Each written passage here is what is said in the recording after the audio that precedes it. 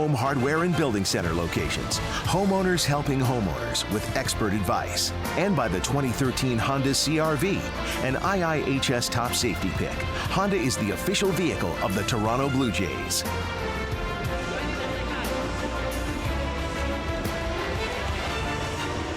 Welcome to Rogers Center. New fan favorite, quickly becoming the fan favorite, is Munenori Kawasaki, and he has really gotten the fancy of this crowd here at Rogers Center, and he has played well and had good results so far. Robin Ventura's Chicago White Sox have won 2 of the first 3 ball games in this 4-game set. Last night they were 7-0 winners over the Jays. Take a look at the White Sox lineup. Former Blue Jay Dwayne Weiss, top of the order. Down at the bottom, Caen Viciedo in this series has really worn out the Blue Jays. 6 for 12 with 3 doubles and a couple of RBIs, and right behind him the shortstop has also hit 500 in this series. Oftentimes you look at the meat of the order and you get distracted on the bottom, and those guys hitting in the 6th and 7th spot have done some damage tonight. R.A. Dickey goes to the mound for the 3rd time here at Rogers Center this season. And Buck, Tabby, I think it's just a matter of R.A. getting that knuckleball over early in the game, maybe hold the other team to no runs until the Blue Jays score, and it might work to his advantage tonight. This is a pretty free-swinging club for the White Sox, and if he can get ahead in the counts, maybe they'll be chasing that flutter ball. Defensively behind R.A. Dickey tonight, 7 consecutive games by the Blue Jays with an out and error. Cabrera, Bonifacio will get the start in right field. Davis in right field. With the left-hander on the mound, John Gibbons has filled up his team with right-handed batters. You see Laurie Kawasaki, Asturias, Encarnacion, third to first around the infield. Henry Blanco with the knuckleballer on the mound will do the catching tonight, and Emilio Bonifacio has made starts at second base and in right field, and tonight he makes his 3rd start in center field. You see him getting in some extra work before first pitch. Got to be a little bit of a challenge for Bonifacio, playing for the first time as a regular here at Rogers Center, and it can be challenging to get acclimated to your new surroundings. Former Blue Jay Dwayne Weiss will lead things off. Here's the first pitch of the ball game. It's in there for a strike, and we are underway. Wise has appeared in this series as a pinch runner. He also had 1 at bat. He's 0 for 1, and that's what, Jeff, you were talking about there, a free swinging ball club. Well, it's hard to lay off that pitch because it starts right there at the heart of the, right out in the middle, and it breaks down and in off the strike zone, but hard to lay off of it. Well, that's what we did not see from R.A. Dickey in his first 2 starts, is that ball staying around the strike zone. It just kept fluttering out, up and away from lefties, up and into right-handers, and now he's locked in on that first batter. Wise strikes out. That was a nasty knuckleballer that darted down and away. He said he feels like he's getting close. He's made some adjustments out in the bullpen and on his throwing sessions. Look at the knuckleball. He turns that one over and goes away from the left-hander. First good start for Dickey with the strikeout. Jack mentioned that the Blue Jays have been outscored 14-6 in the first inning. So Dickey needs to throw up a 0. Jeff Keppinger takes one inside. Keppinger's 1 for 13 in this series.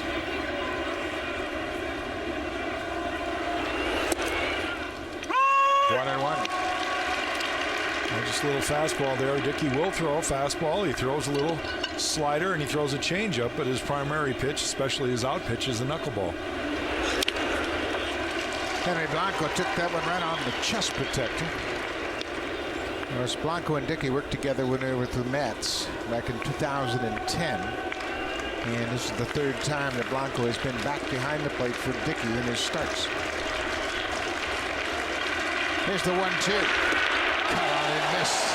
Back-to-back strikeouts to start the game. And Henry Blanco looks good behind the plate. He doesn't move very much. He's going to really let the ball track to him. You can't go out there and try and catch the knuckleball because it's going to move so late. Here it comes in. Watch how he just caresses that ball. Just doesn't go out and try and stab at it. He's got some movement tonight. That is a good sign. Alex Rios. Good start to his season. Rios is 3 for 10 in the series with the home run.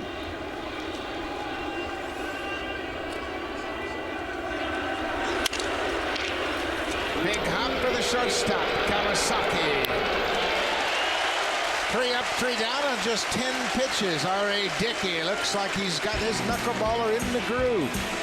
Rajai Davis, then Melky Cabrera, and J.P. Arencibia hitting in the 3rd spot.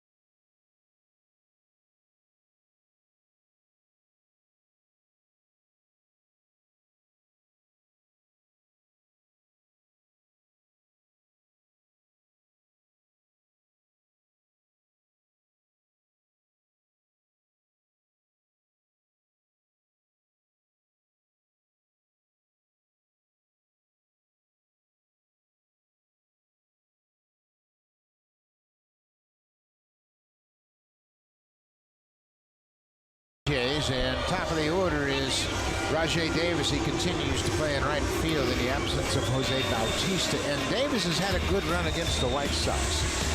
He is 17 for 21 in steals against Chicago, and that could be a big factor in this game tonight.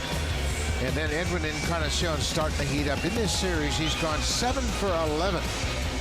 A .636 batting average, and that's a great sign for the Blue Jays. And the left-hander Chris Sale is on the mound for Chicago. Well, he's the ace of the White Sox, and right now that's saying a lot because they've got a lot of good young arms on this ball club. But big winner last year for them. It was basically his first year as a starter, and he'll throw that fastball, a good slider, attacks the strike zone, had 192 strikeouts in 192 innings. Davis fouls it back. It's quickly 0-2. Chris Sale really picked it up in the second half of the season last year and carried it right into this season. 11-3 with a .266 ERA. Jack was just talking about the slider. He's got an outstanding changeup also. He'll move the fastball both sides of the plate. He'll use that slider. He didn't have it in his last start against Cleveland, but he's got an outstanding changeup that he'll use to right-handers. 1-2 to the leadoff man, Rajai Davis. There's a base hit through the left side. Looked like the slider, and Davis was able to pull it through the hole. Sales had a lot of strikeouts. You talked about that. Let's take a look at the defense for the White Sox tonight. Both teams have played well in this series. Neither team has committed an error. Viciedo, Wise, and Rios will form the outfield tonight for the White Sox. Rookie Connor Gillespie will play third base. Alexei Ramirez at shortstop. Keppinger and Dunn will play first and second on the right side of the infield. Tyler Flowers with the big home run last night, back behind the dish tonight to catch Chris Sale. And there's the ex-Blue Jay. Dwayne Wise playing center field. Big lead for Davis at first. He broke and stopped. As it turns out, that would have been a great pitch to run on. It was up and away, and it would have been a tough pitch for the catcher to corral and throw. Here's the bluff once again, going on first movement from Chris Sale. Trying to get him to throw over there so Rajai can see his move. Off-speed pitch, and Melky Cabrera is out in front. They mentioned Davis, 17 steals in 35 games. He's been caught just 4 times by the White Sox.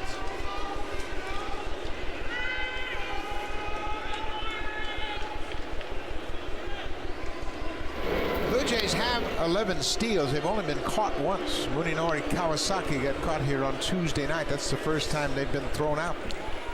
And with the absence of Reyes and with the absence right now of Jose Bautista out of this lineup, I look for the Blue Jays to try and run just a little bit more.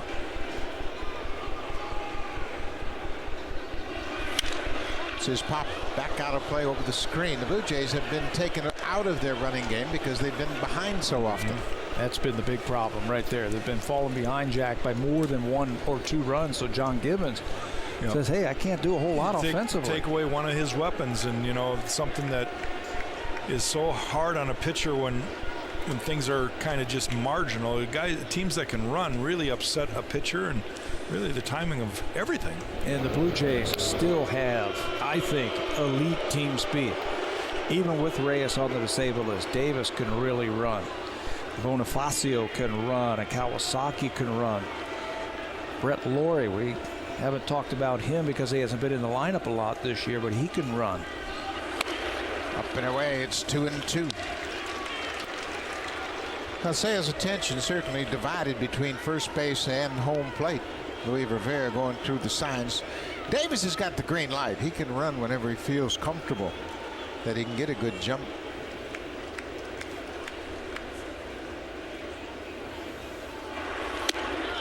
Outside. Chris Sale does not have what you call an elite move over to first base. He's got long arms and long legs, and it really takes him to get going to get towards home plate. Doesn't have that great move that you usually see from lefties. Full count, nobody out. Davis at first. There he goes. Cut on and missed. Flowers throw to second. Is not in time. Cabrera strikes out. Rajai Davis steals second. Flowers made a good, strong throw, but it was a tad late. That is what's called outrunning the baseball when you've got that type of speed for Rajai Davis. Quick move, slide step home by Sale, and he gives Flowers a good pitch to throw on, but Rajai Davis just outruns the baseball. Now you got to keep your eye on Davis at second. Guys, that's one indication of a left-handed pitcher. Usually lefties like to pick their leg up and pause, and that kind of freezes a runner. They can't just go. When you see a lefty with a slide step, and Rajai just catches him napping right there, steals third. So now you got a runner in scoring position with only 1 out. But further my point, when you see a left-hander with a slide step, it's usually a pretty good indication they don't have a great move to first. Rajai Davis steals third, uncontested, and Davis, since he came to the big leagues in 2006, he's got the 3rd most steals of third. That's his 66th steal of third. I like that, even though the second baseman, Jeff Keppinger, was basically holding him on like a first baseman. Rajai was able to get a good jump off of Sale. Sale did not use the slide step that time. Had the higher, slower leg kick. No, and he didn't even check Rajai at second. He just went to his pause and went home. JP Arencibia with a chance to put the Blue Jays on top early. JP continues to bat third without Jose Bautista in the lineup.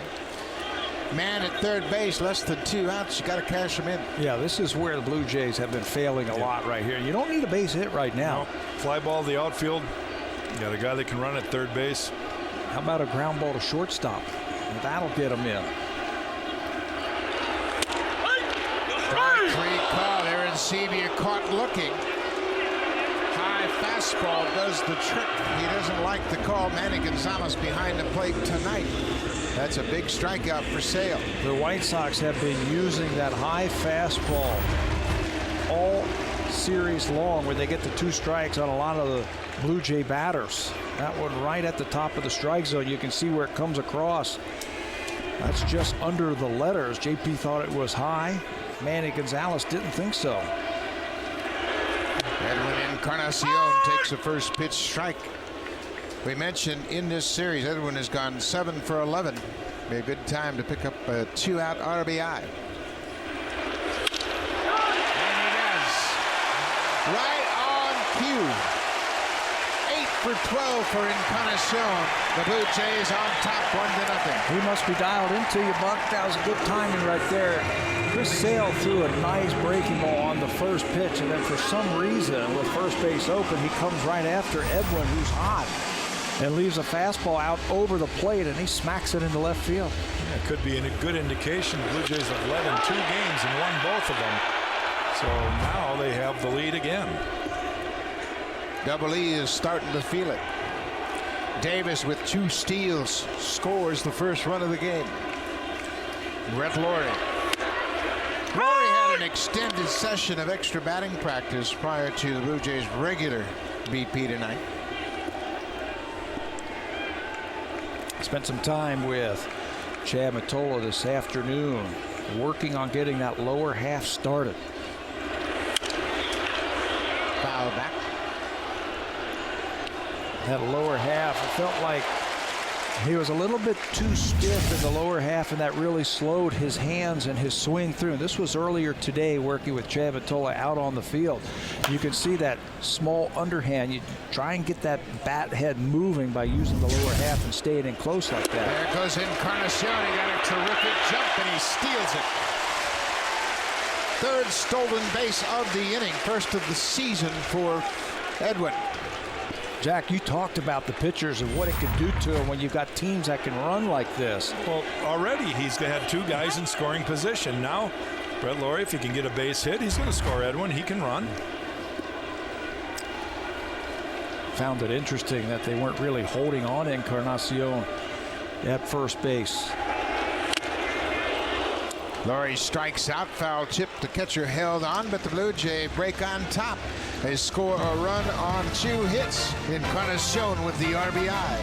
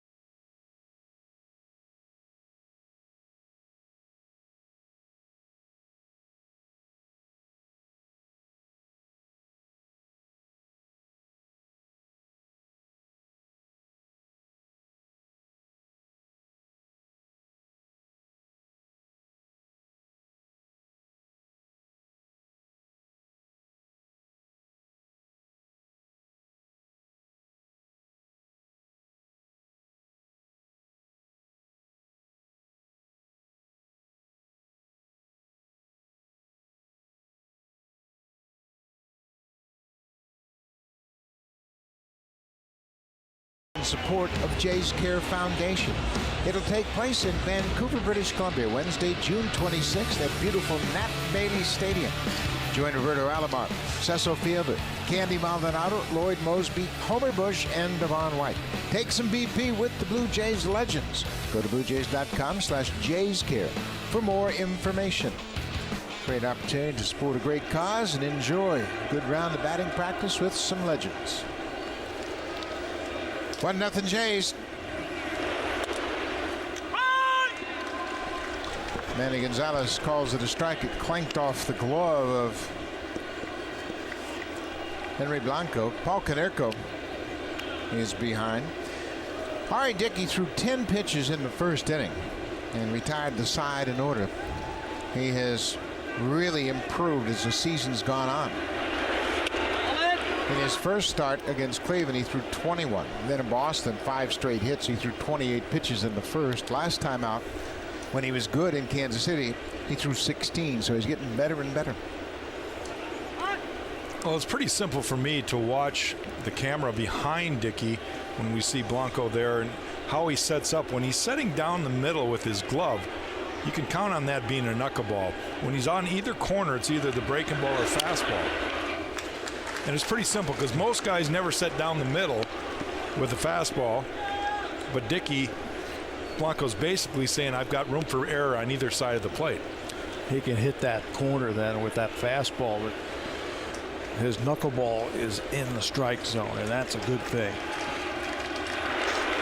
You know, he had made a few adjustments, mechanical adjustments. We talked about that the last time that he threw. It felt like he was spinning out of his delivery and his arm was on the side of the ball instead of the fingers staying on top of it, driving it towards home plate. Made that small adjustment, and it's really helped. Konerko waits on it and fouls it back. The other thing that another little tweak that he made is he talked about his head being tilted a little bit in his first couple starts, and he wanted to straighten up his head and have the head drive right towards the catcher's glove. He's been dealing with a little bit of a sore back and upper neck or lower neck, and it's awful tough to pitch in those conditions. Another foul back. Konerko doing what he can just to survive. A couple pretty good breaking balls there. Konerko's got decent numbers against Dickey. He's 4 for 10 with 2 home runs, but that was pre-knuckleball. Yeah. Long time ago.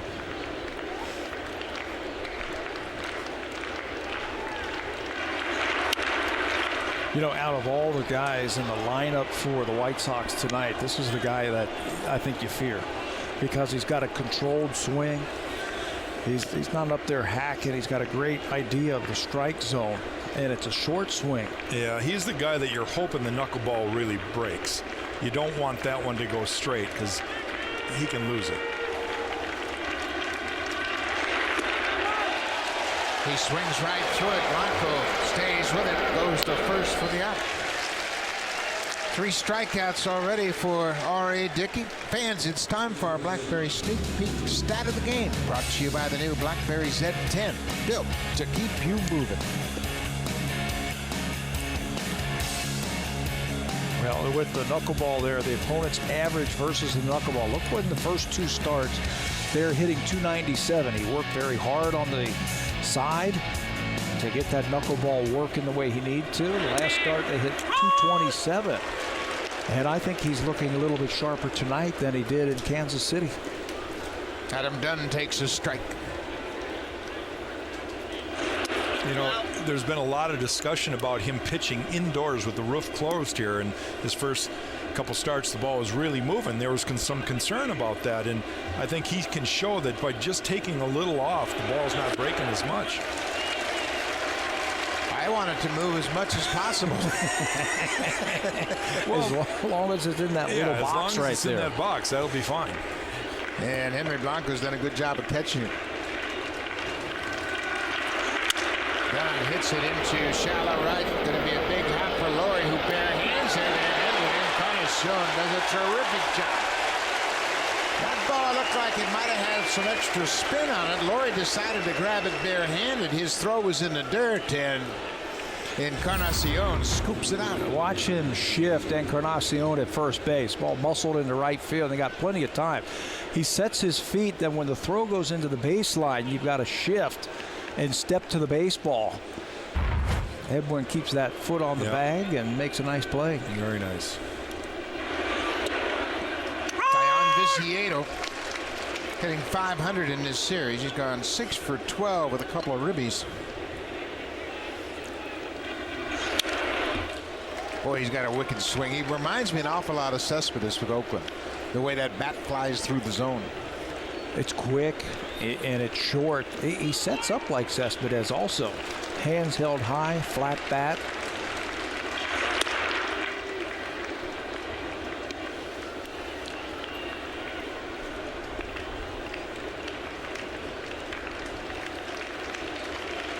One and two.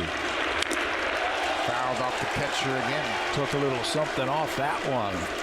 Right there, that one registering just 66 miles per hour. Well, he's got 2 different knuckleballs. He's got a hard one and a little softer one. And obviously the hard one, when it's breaking, really darts. A little harder for him to control. I like that you show that even with 2 strikes. Change up a little bit. I played with Phil Niekro, who had an ephus knuckleball with 2 strikes.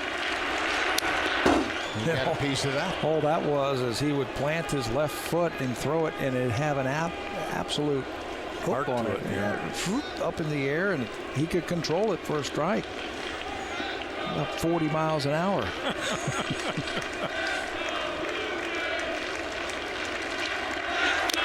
Cut on and miss. R.A. Dickey is rolling. Dickey has retired all 6 he's faced tonight. 4 strikeouts for Dickey already. The knuckleball is dancing here at Rogers Center.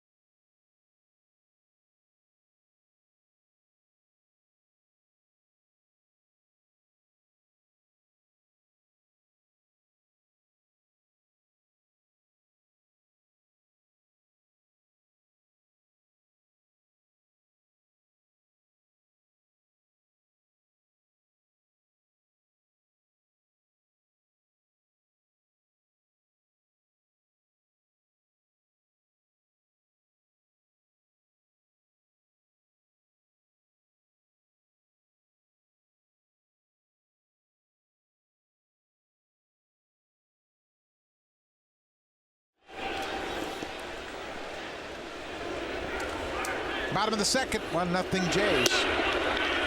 Chris Sale delivers a strike to Meiser Sturis. Sturis batting 6th in the lineup tonight.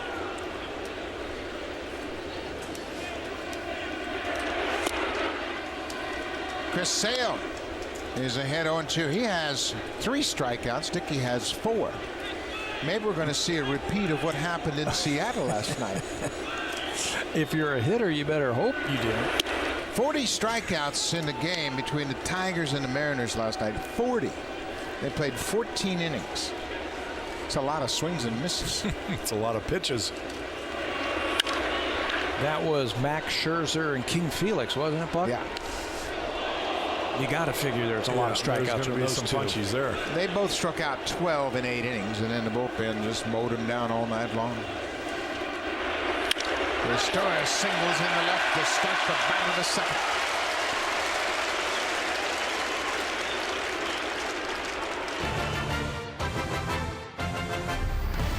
Blue Jays on Sportsnet. Brought to you by the 2013 Honda CR-V, an IIHS top safety pick. Honda is the official vehicle of the Toronto Blue Jays.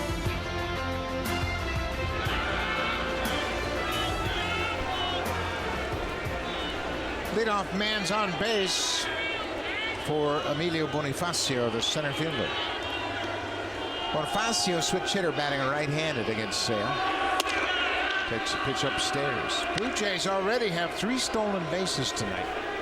Rajay Davis stole second and third after his single to left, and then Edwin Encarnacion stole second. And Sale came into this game in his first 3 starts this season and only given up 1 stolen base in those 3 starts. But the Blue Jays looked like they picked up something on him. And Rajay wasn't around long. He was up to second and then over to third base in a matter of about 4 pitches. He's got a very deliberate move to first. It's really nothing a good base runner should be wary of. Sturis is a very high percentage base stealer. He had 17 steals a year ago. He's always had a high percentage of success.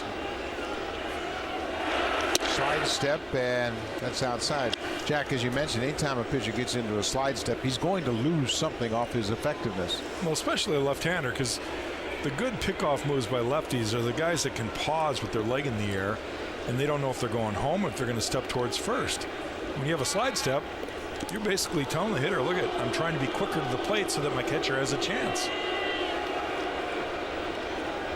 Tyler Green can vouch for that leg in the air hanging up. He was picked off by Mark Burley on Monday night.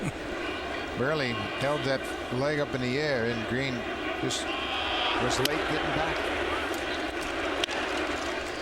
Sale falls behind 3-1. We mentioned his last start versus the Cleveland Indians. Chris Sale just did not have that slider. It was good. It's been a good one for him. He's used it a lot of times for strikeouts. Robin Ventura was talking also after the game that he felt that he wasn't changing speeds effectively. His slider and his fastball were all about the same speed. And he's going to have to do that here tonight to be successful. 2 on, nobody out. Henry Blanco, the catcher, steps in. He took a long look at Luis Rivera down at third. Blanco is a right-handed bat. Left-hander Kawasaki is on deck. This might not be the time to bunt here. The White Sox do not think that Blanco is going to go ahead and sacrifice. They're playing the infield back. Why bunt when the guy's having trouble throwing strikes? Yeah, why give him an out? And if you don't bunt it properly, it could be 2 outs. You bunt it right back to the pitcher, they might be able to turn a double play.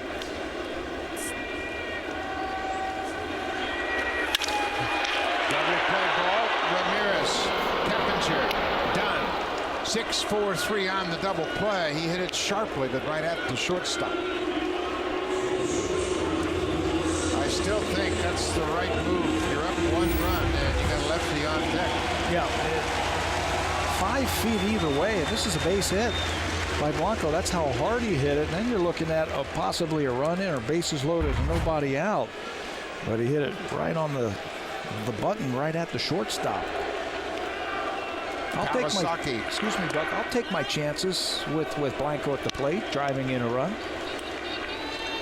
Munenori Kawasaki takes a ball.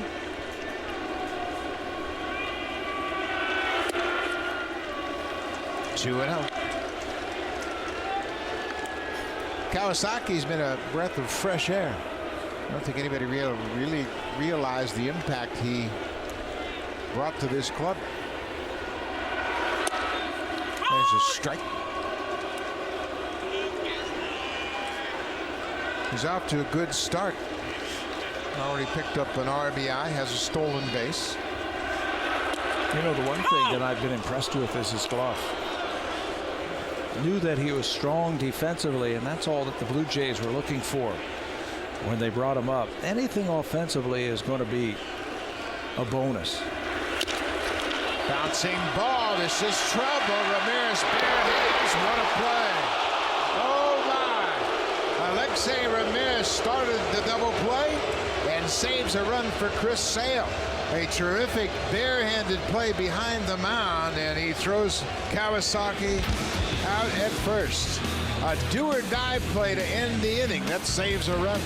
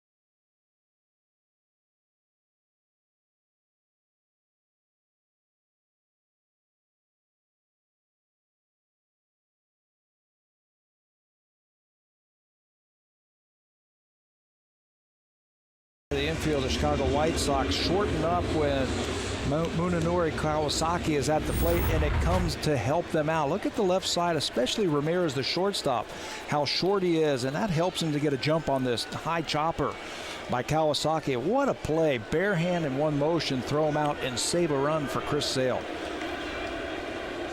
That's a big league play right there by Alexei Ramirez. And he starts things off for Chicago and chases that first knuckler and misses. Ramirez had a great year defensively last year. He committed just 12 errors. That's the second fewest errors he committed in a single season. He had a career low 11 back in 2008. Drives this to center field. Easy play for Bonifacio. One down, 7 straight retired by Dickey.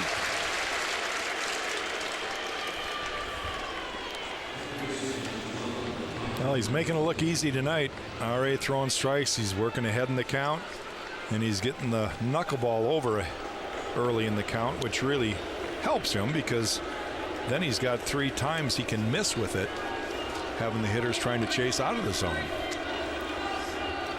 Connor Gillespie, the third baseman. Another strike. Dickey gets ahead once again. He was saying after his last start that he was getting close to the feel on the mound, the release point, his ability to throw a lot of strikes.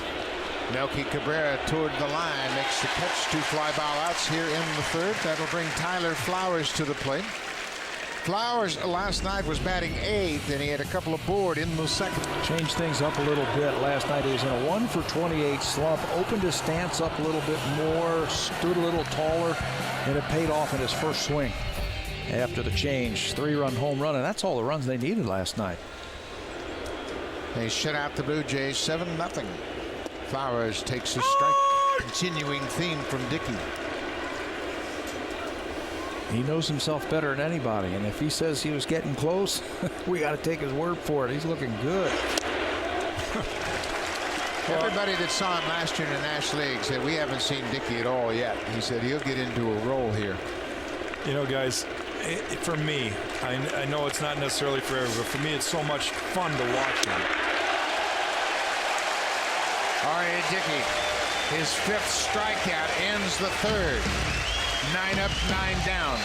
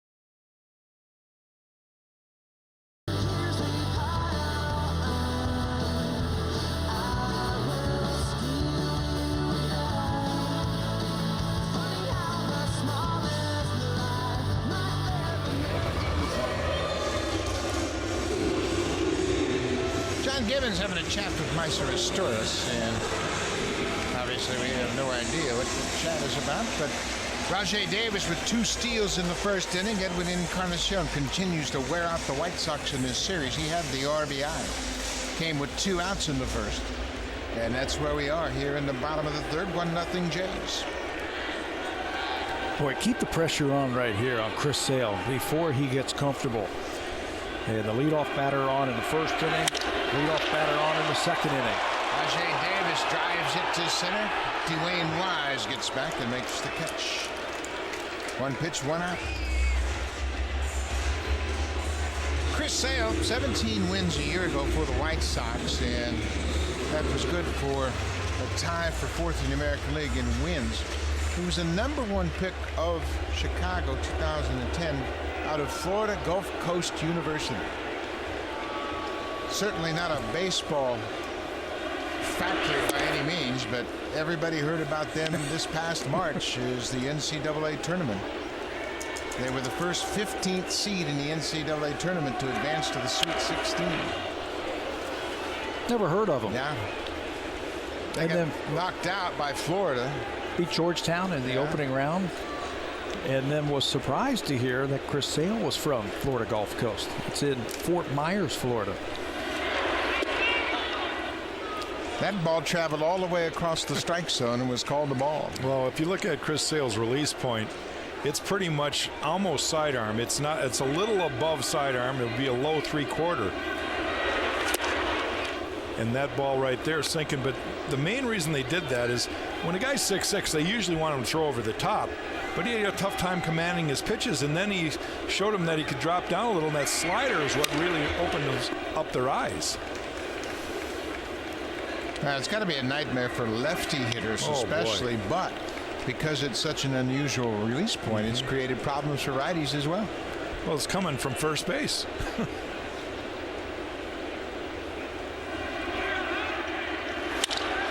Melky Cabrera drives it deep toward left center. Long run for Wise. He's calling for it and makes the catch. Well, he took charge on that play and called off the left fielder. He had a beat on it, and then he made the catch. Let's take a look at that release point that you are talking about. Sidearm. Yeah. Almost sidearm.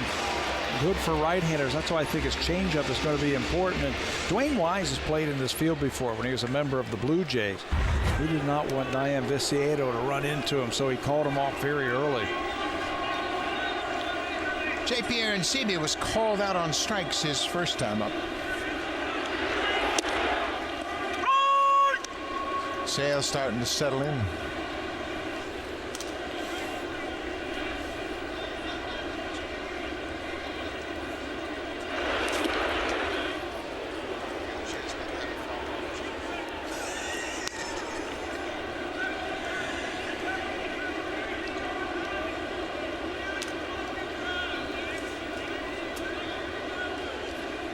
Another breaking ball. Another strikeout. Arencibia strikes out for a second time tonight. Big Chris Sale has found his groove. He set down 5 straight Blue Jays.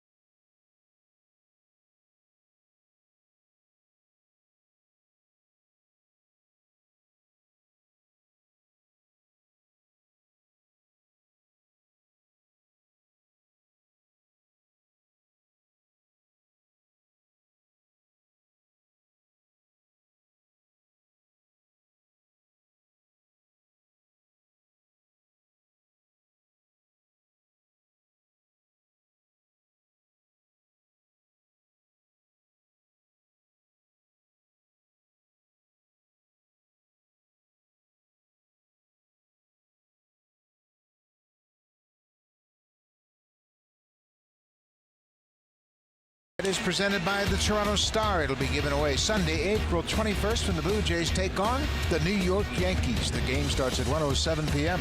The first 20,000 fans will receive an Edwin Encarnacion bobblehead. Call the Blue Jays at 416-341-1234 for your tickets. You can always log on to BlueJays.com or stop by most Rogers Plus locations.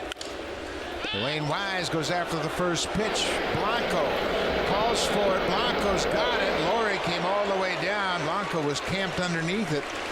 And Laurie didn't disrupt Blanco. He stayed with it and caught the ball.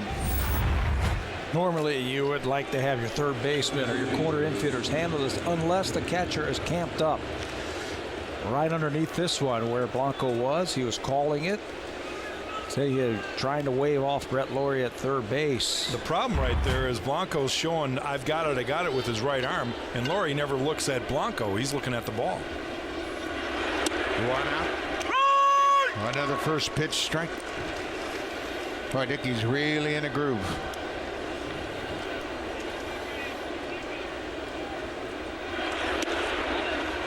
Jeff Keppinger struck out his first time up.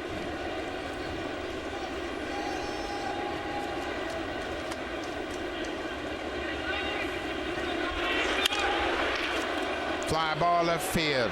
Cabrera moves to his left, 2 outs.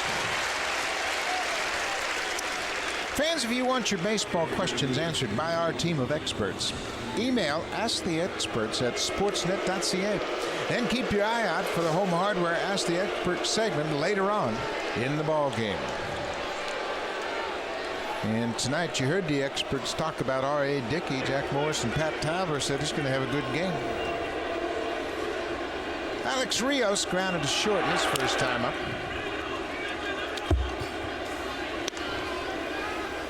Well, he's doing all this, and I can sense that he's got a pretty stiff upper back, maybe a lower neck. He's kind of moving it around after a lot of pitches, but he's still able to command the strike zone. Whatever he's got, he better keep it. Yeah. Stay right there. Ignore that. Just ignore it. Ball on a strike. Lined into center, and that's going to get down for a base hit. Bonifacio plays it on a hop, and Rios is the first base runner to reach against R.A. Dickey. A 2-out single in the fourth. Alex Rios has been hot. No stride. Stay right there. Just use your hands. Bonifacio had thoughts of maybe coming in and trying to dive for that ball, but then thought better of it. Knuckleball right on the inner half for Rios. He just uses those long arms to reach out and get it. Yeah, you realize it's a no-hitter, but at the same time, it's a 1-0 game. With 2 outs, you got to concede the hit. Paul Konerko, he struck out in the second.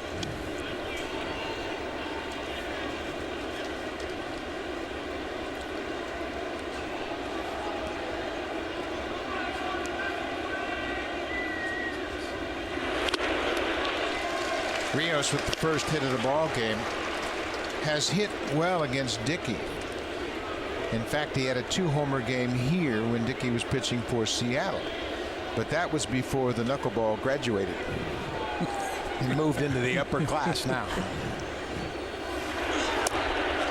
He was on the JV team. That might have been the freshman season. Yeah. With the knuckleball. 2008. I think he's already got his master's. He's going for the doctorate now. 2 balls and a strike, 2 outs.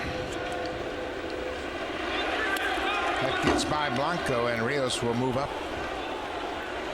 That's the one thing that's always a concern, is that one that moves so effectively that the catcher can't block it. Knuckleball, look at that, no spin. It starts to rotate and dive down as it gets towards home plate. 3 times that happened on opening night, and it cost him 3 runs.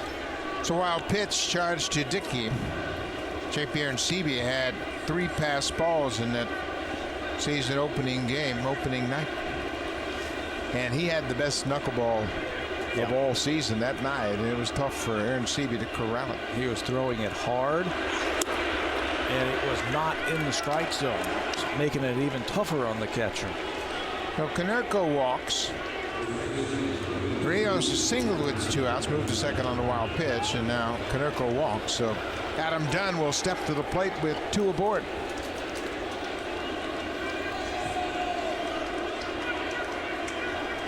R.A. Dickey making his 4th start of the season. Beat the Royals last time out in Kansas City, going 6 1/3. He appealed down to third, and Jeff Nelson said no swing. A couple of runners on now for the Blue Jays. So they have to play it a little bit more traditional infield. They can't use that big shift like they had against Dunn last time. Of course, the Blue Jays don't have that big weapon in right, Jose Bautista, with that cannon for an arm. Rajay Davis is out there, and he threw much better last year from the outfield than he ever has, and you just can't compare him to Jose Bautista. Jose is accurate with a terrific arm. 1-1. Swung right through that knuckler, and Dunn is behind 1-2. R.A. Dickey has the ability to either go low in the strike zone with that knuckleball or try to get it up around the letters. It gets a lot of strikeouts when it's up around the letters or the shoulders. That might be where he might be aiming right now. That's by design right there. As you can see there on pitch tracks, every pitch is kind of inner half and the last one up. So he doesn't want Dunn to extend those arms too much. He's strong enough that even if he doesn't hit it well, if it's a low pitch, he can golf it out of here. So it's a good idea just to stay up there. Another 1-2 pitch. Cut on and missed. Dunn strikes out. The White Sox leave 2.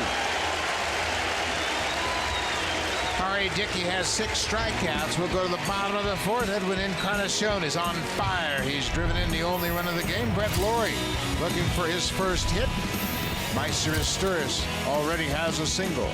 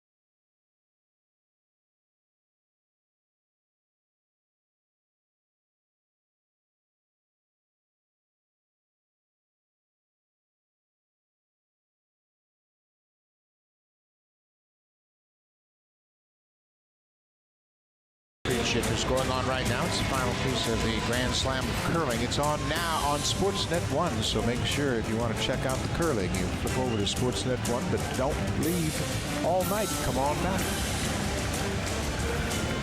1-0 Blue Jays. Edwin Encarnacion with the only RBI of the game. He singled with 2 outs in the first. He is now 8 for 12 against Chicago in this series. And you can see him, he's starting to feel it. Sooner or later, those balls are going to start to fly out of the ballpark. Yeah, he'll start elevating those balls that he's hitting on a line to left field. Off the end of the bat, Keppinger positioned perfectly. 1 out. Brett Laurie will bat here, and with Laurie stepping in, we want to make sure that we congratulate Rush as they are being inducted into the Rock and Roll Hall of Fame tonight in Los Angeles in a ceremony at the Nokia Theater. Of course, Geddy Lee, Alex Lifeson, and Neil Peart are all going in as the first Canadian rock band to be inducted into the Rock and Roll Hall of Fame. Congratulations to Rush.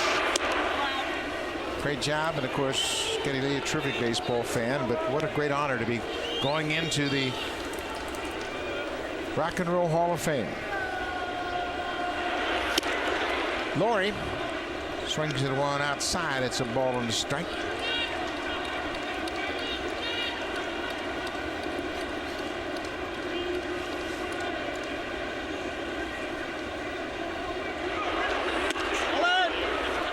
Well, Jack, you mentioned a couple of aces hooked up tonight, and this is just about what we expected. Well, the game's moving along, and both guys are sort of settling in. RA has really been good from the get-go, and other than the first hitter and first run scored by Rajai Davis, Chris Sale has kind of settled in, so we got ourselves a pitcher's duel.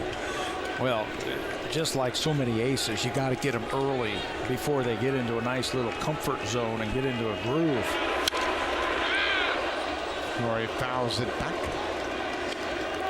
You can see that Sale has been all over the strike zone against Laurie, and why not? He's aggressive, his timing is off, and he's going to chase a lot of pitches. Gets a piece of that and stays alive. Brett's had a couple of pitches there to hit, and he's missed them. We mentioned that he was out here early today working on staying low, getting the lower half to start his swing. Felt like he was a little bit too stiff swinging the bat.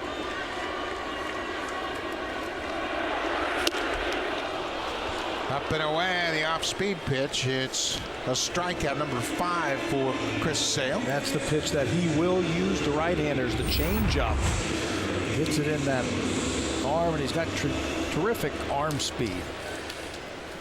And it makes that changeup just disappear. About 10 miles per hour difference between the changeup and his fastball. Yep, Sale's starting to feel good about his pitches. Gets ahead of Meister Stuis.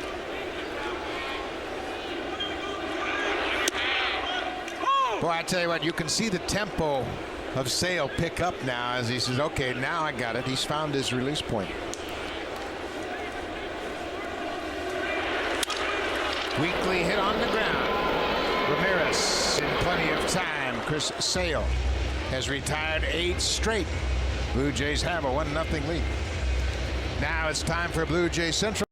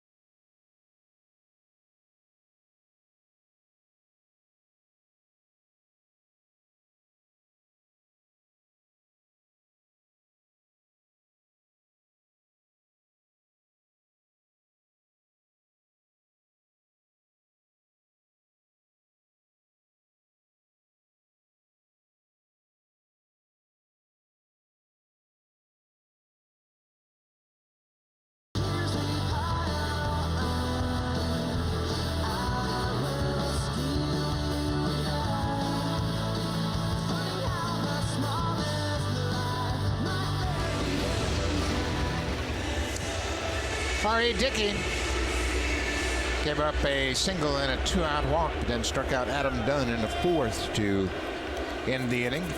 You can see Jack picked it up early that R.A. Dickey appears to be dealing with some upper back problems. Yeah, he's a little stiff there, but you know his focus is stronger than ever, and I think that's about 80% of the battle when you're a pitcher anyway, is being able to concentrate and understand what your body has to do to get the ball where you want it to go. Well, R.A. Dickey has met and battled adversity his whole life, going back to being drafted as a #1 draft pick, and then he found out he didn't have an ulnar collateral ligament, and his big bonus evaporated, and he had all kinds of problems. He doesn't like the baseballs right now, and he's going to talk over with Manny Gonzalez. Said, bring the small bucket out here and give me the one that moves. I don't think he's happy with the way they're rubbed up right there. I one time did that, and the guy came out, literally took both pockets, says, which one you want? I said, I want the one they can't hit. Did he give you the right one? I can't tell you his response on the air. There's a good knuckleball. But it looked like they were awfully white and bright. Most shiny. Yeah, most baseballs that are game ready are dull. They use that Delaware mud to take the sheen off of them, and Dickey didn't appear to be too thrilled by those last batch of baseballs. Dickey knocks it down. Kawasaki gets it, but can't make a play, and Kawasaki hit a 360, but by the time he got the ball over to first, it's an infield hit for Viciedo. Yeah, that would have been something if he would have come up with that one. Line right back to the middle, and I think R.A. gets a piece of it. I don't know if he got it with his glove or his shoe. We can see in slow motion here. It's his heel. Yep, right off the heel, and it ricochets over to Kawasaki. Comes up with it, and Viciedo just runs too well. Alexei Ramirez takes one upstairs for a ball.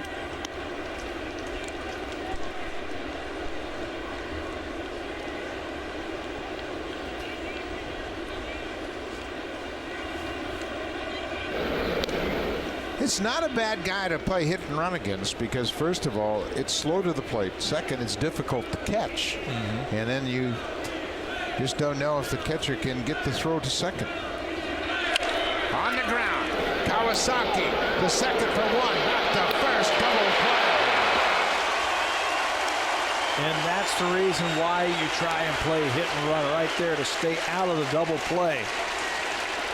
He's had a few balls on the ground already tonight, and a good turn by the middle of the diamond by the Blue Jays. Watch how quickly Kawasaki gets to the ball and gets rid of it. And gives a good feed to Storis. Yeah, he gets rid of it quickly, allowing Meister to do what he does best. Second baseman liked that ball about shoulder high. Storis to Encarnacion, and that leadoff single didn't do a thing. The double play and the ground out. Just 7 pitches for Dickey in the 5th.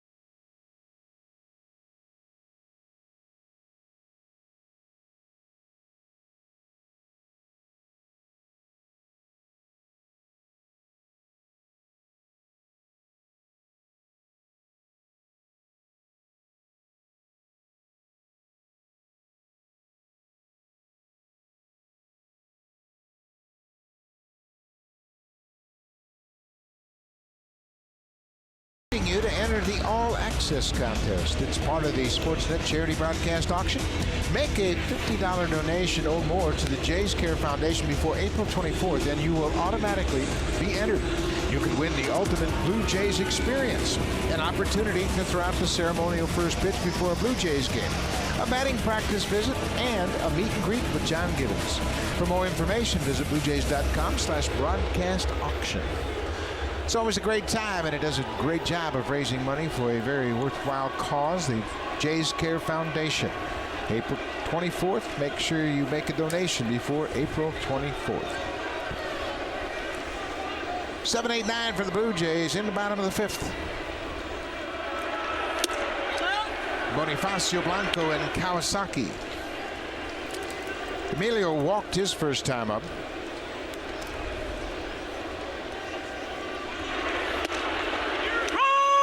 Boney hasn't had a stolen base attempt yet this season. He was 30 for 33 a year ago. We need to get him on and get him going. In any way, maybe push a bunt up the right side, maybe get hit. Well, that's the hard way. Oh. That'll slow the legs down right there on top of the kneecap. That's going to hurt. It's a mere flesh wound, Jack. Slider, superficial. Holds on to it a little bit too long, right in the thigh. Yeah, that got him in the meaty area of his thigh. That breaking ball just stayed right on him, and he is aboard. I was watching Chris Sale finish up his warm-up pitches that inning, and his last pitch was a slider just like that over in the right-handed batter's box. So a little muscle memory on that last pitch there. Henry Blanco. Bonifacio was going to second, and Sale throws it away. Here goes Bonifacio. Around second, he's headed for third. And he'll get there standing up. Bonifacio took a step towards second, but dove back into the bag, and Sale's throw to Dunn was wide.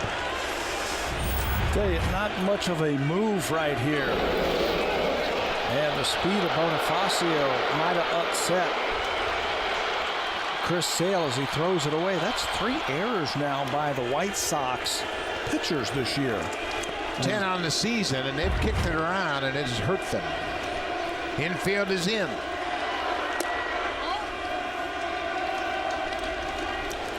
Catcher Henry Blanco. Big run out there at third base. Nobody out. You got to cash him in.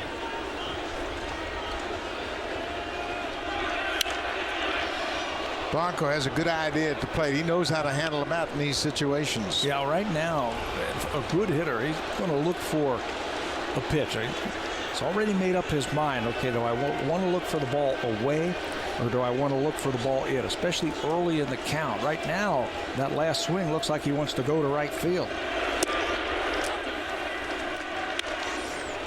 Well, you sense that runs are going to be at a premium here tonight, and any opportunity to get one in, nobody out, runner at third, somehow they've got to manufacture this run. Off speed pitch, and he was way out in front. Sale's got 3 pitches right now that he can use to try and get you out. There's Alex Rios in right field, probably possesses the best arm in the outfield for the White Sox. He already has 4 outfield assists. So right now you're going to look him for the baseball. There's that shot to right. Rios can throw. Bonifacio can run. Here's the throw. It's cut off, and Bonifacio stops at third. He made a break toward home. Dunn tried to cut it off, and it skipped under his glove. Well, probably the right decision right there by Emilio. He's going to test the arm. The throw actually came up the line, but he doesn't know that, Boney. Maybe with 1 out, they take a shot there, but with nobody out. Rio wasn't that deep when he caught the ball. And his momentum was bringing him towards home plate. Now, anything can happen right here with Kawasaki. You could see a bunt. You could see a squeeze, a safety squeeze. Kawasaki takes one up and in. He is one of the few guys that actually works on bunting every single day. He will lay down bunts. Had a bunt for a base hit in Kansas City. Tough to bunt right here in this situation, unless you're going to pick off a squeeze, but with the lefty batter, you can just throw it in the right-handed batter's box. Kawasaki, big swing, trying to hit it to the outfield. 1-0 ball game. We're at the bottom of the 5th. It looked like a fastball in.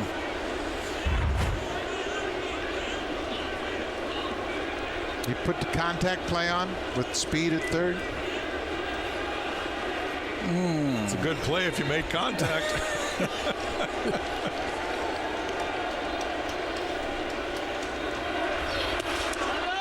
Let me get back to you on that one. Sure. Let me think about it. As soon as you two guys decide what you want to do, let me know. Do we have to make decisions really quickly like managers? You know, the game moves so fast when you're down in that dugout. Here, we get to think about it a little bit. You know what I would do because of that type of speed? I would try it. This guy hits a lot of choppers. 2-1. Contact is on and Dunn boots it. It only took him 3 pitches, but Pat made the right decision. Oh, you mean I was supposed to think of that before it happens? Okay. But yeah, because you want to put the pressure on their defense. You mentioned it, Buck. They have 10 errors this year. And you want to force them to make a play. Dunn, not really known as a first baseman, tries to backhand that ball, and they were coming with the contact play. Bonifacio at third base slides across with the second run. And when it's booted over there at first base, Kawasaki is also safe. And he's got a huge lead. He has got a step on the artificial surface. There's the slide step strike from Sale. Boy, oh boy, the Blue Jays have certainly taken advantage of some poor defense in this inning. 2 errors have contributed to the run. Well, that's just manufacturing a run right there with speed. Kawasaki wasn't sure how far that ball had gotten away from the catcher, and he holds his ground at first. You know, right now, the way the Blue Jays have been hitting, John Gibbons doesn't care how many errors they make. He doesn't care how they score the runs, just score them. Jose Bautista moving around a little more effectively. Been talking to Matola. Maybe he has seen something from Sale that might give the Blue Jays an advantage. Last couple of nights, Bautista couldn't even come out on the bench. He came out a couple of times to try to sit and watch, and then that back started biting him. He went back in the locker room, but he looks to be a little bit more comfortable tonight.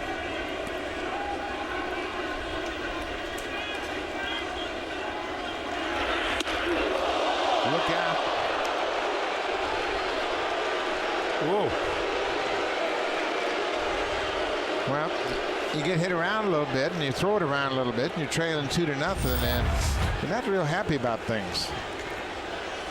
Pushes Davis back. Just don't be diving across that plate as he throws one up and in to Rajay. Kawasaki at first. He reached on the air. Another pitch inside, but off the plate. He's got good speed over there at first base.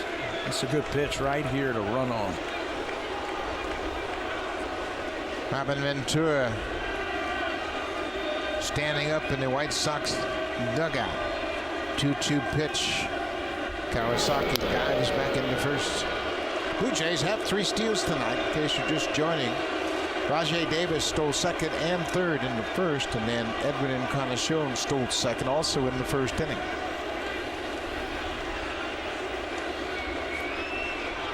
There goes Kawasaki, and Davis fouls it back to the screen. Kawasaki is 1 for 2 in steals. We mentioned the Blue Jays are now 14 out of 15 in stolen bases. John Gibbons using that speed tonight to his advantage to score the game's first run.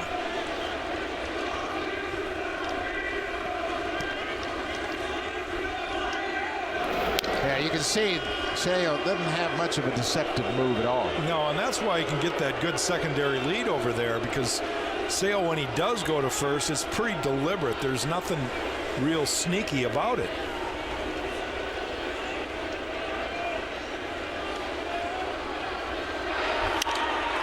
Popped up over behind the White Sox dugout.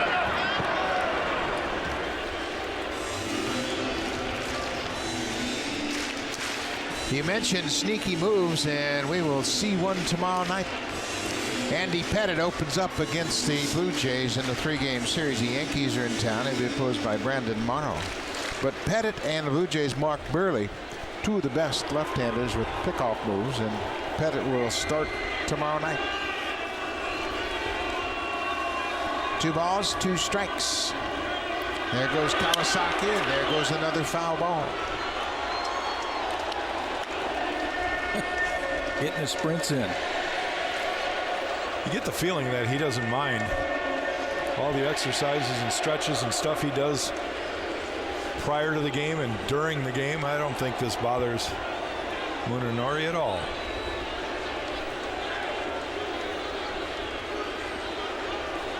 I bet you he didn't think he'd be playing in the big leagues this early this season. Davis fouls it off. Kawasaki was signed late in spring training to a minor league deal, and he wasn't starting in AAA. He was a backup middle infielder. Then Reyes got injured on Friday. Alex Anthopoulos, John Gibbons, and all the staff put their heads together and decided this was the best short-term option, and it might be even better than that. We spent a day over at the minor league camp to watch R.A. Dickey throw, if you remember that, and saw Kawasaki playing over there. Davis drills it toward the gap in left center, and that's going to get down and go all the way to the wall. Kawasaki's around third. He's being waved home. No throw from Ramirez. Kawasaki scores from first. It's a 3-0 Blue Jays lead. Rajai Davis looked very comfortable at the plate, even though Sale moved him back with 2 strikes with that fastball up and in. He looked very comfortable at the plate, fouling off some really tough pitches from Chris Sale until he found one to his liking, and he drilled it. Pitch from Sale right down the middle, and Rajai is all over it. Smokes it into the gap in left center field, and Blue Jays catch a break by that ball staying in the ballpark. Doesn't bounce over the wall for a ground rule double. That allows Kawasaki to circle the bases, and Rajai has his first RBI of the season.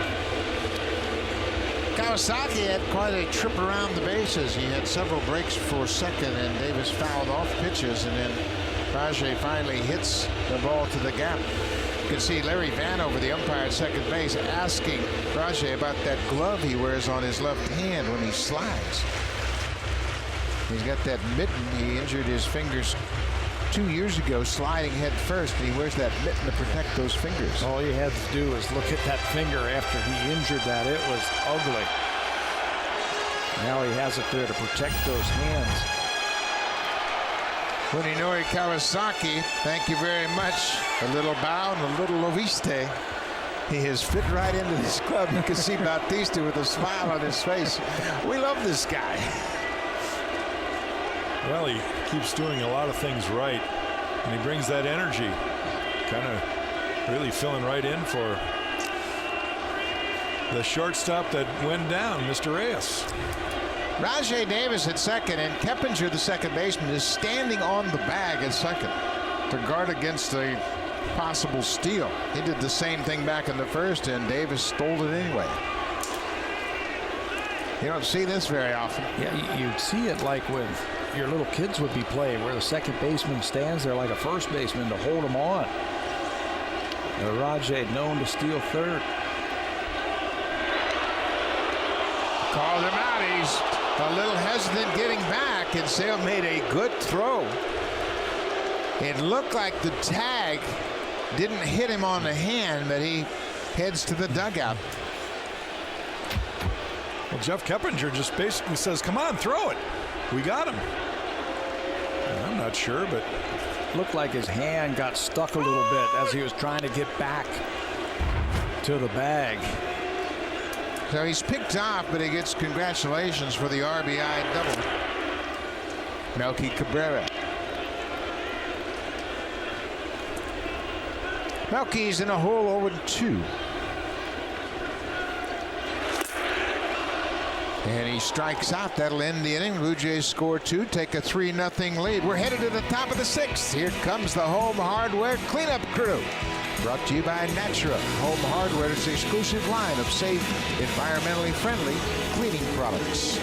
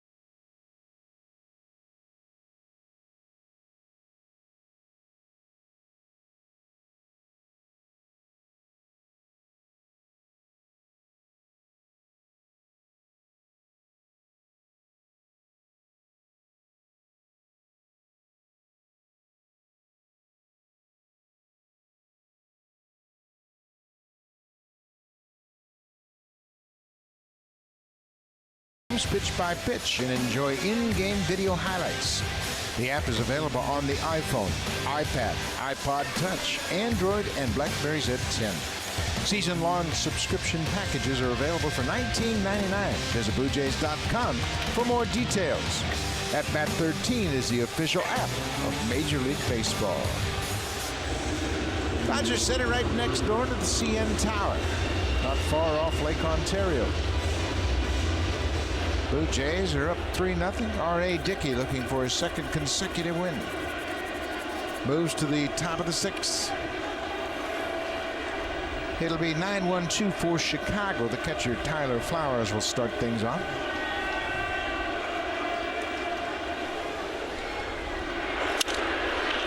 Off the end of the bat into shallow center. Shortstop Kawasaki calling for it, makes the catch.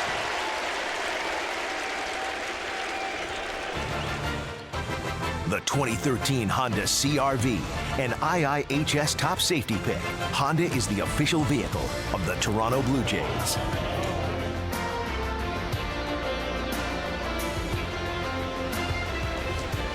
Pair of aces hooked up here at Rogers Center, and right now R.A. Dickey has the upper hand. Nothing you like more as a starting pitcher is when your team scores you a couple runs, you go out there first pitch, the guy swings.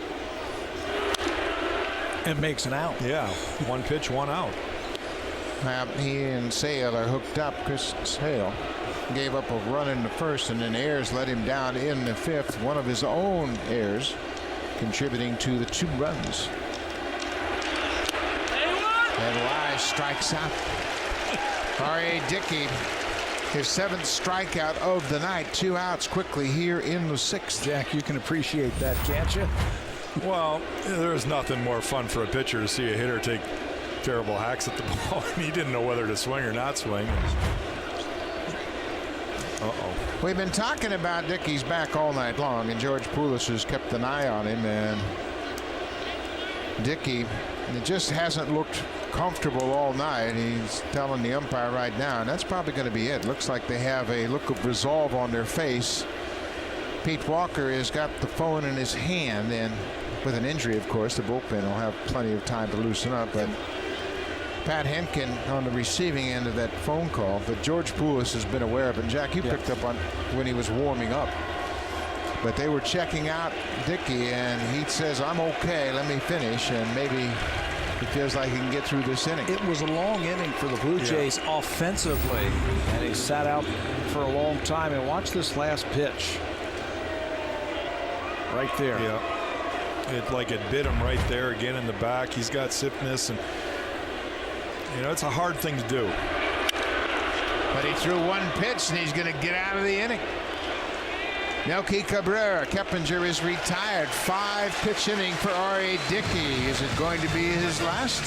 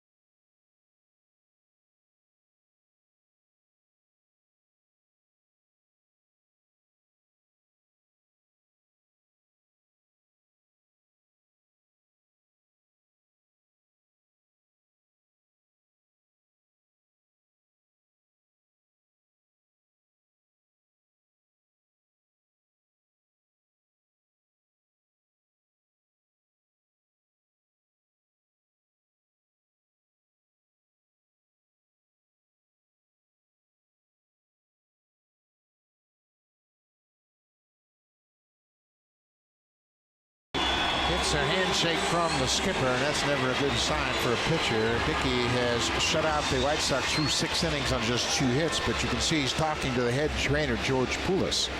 And Dickey has been bothered by a back issue. Obviously, we're not sure of the specifics, but you could see his back was bothering the moment he started this game tonight. But it has gotten to the point where he can't continue. J.P. Arancibia, bouncing ball to short. 1 down. Jack Morris picked up on it early, and he's been dealing with a back issue all night long. Yeah, it's kind of halfway between the upper back and the neck, and it's a kind of knot in there that he can't get loose.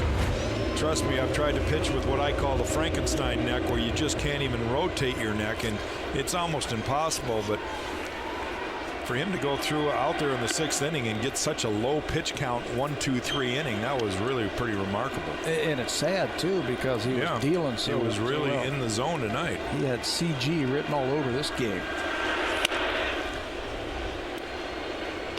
Dickey had thrown just 64 pitches. And there, John Gibbons seeing if Colby Rasmus wants to go to the pen. Connor Gillespie, and you can see it kind of showed us saying that he hit his bat. He's telling the umpire, hey, catcher interfered with my swing, because he was running up the first base line, pointing back at the catcher. Now Gibbons is going to come out of the dugout. He's going to say, hey, Manny, I think that my guy thought that the catcher interfered with his swing. And now Encarnacion's going to stop by to tell Gibbons what he felt. He said, I felt something on the bat. The catcher sometimes will reach out and hit that bat as it's going through the hitting zone. Let's watch it right here. Here's the swing. Nothing there by any means, but Encarnacion turned around and pointed back to home plate. Not sure what that was all about. You know, when you see a catcher hit a bat, you don't usually see the ball hit a one-hop pea to the third baseman. Usually if he's slowed down, it's... He was very curious the way he turned around when he got the first, pointed back to home plate. But there are 2 outs. Brett Lawrie, a couple of strikeouts tonight.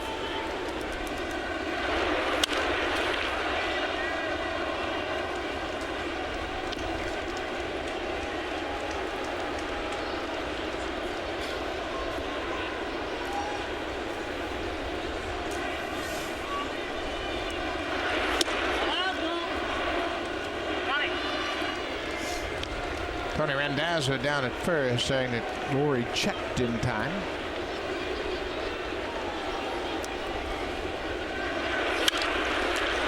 Popped up. Dunn, the big first baseman, will run out of room.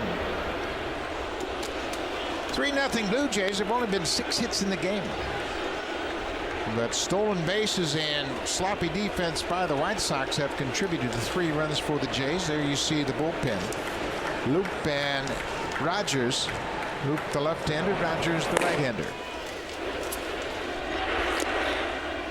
Full count.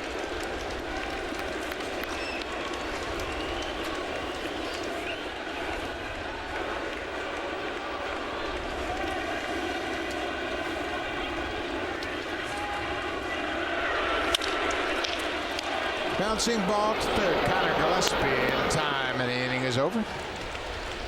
So Chris Sale retires the Blue Jays in order in the 6th. John Gibbons has to go to the bullpen. It'll be the right-hander Ishmael Rogers to face Rios when we come back.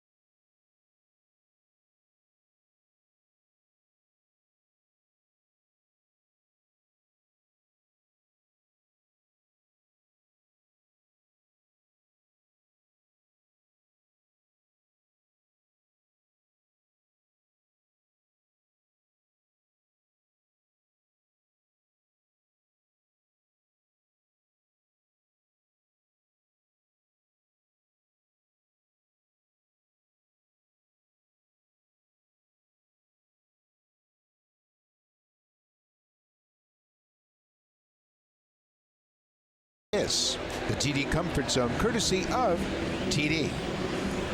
And over in the Jays Care Community Clubhouse, you'll find folks from the Scarborough YMCA. So welcome to both of those groups, and you have been entertained by a heck of a ball game. Jays lead at 3-0. We're headed to the 7th, and Ishmael Rogers comes out of the pen for the 7th time this year. Rogers pitched in the first game in this series. Through an inning, gave up 3 fly ball outs. He had a good fastball working that day and a very sharp breaking ball. So he's had a couple of days off. John Gibbons hoping for the same thing as he goes to the bullpen. Wasn't expecting that.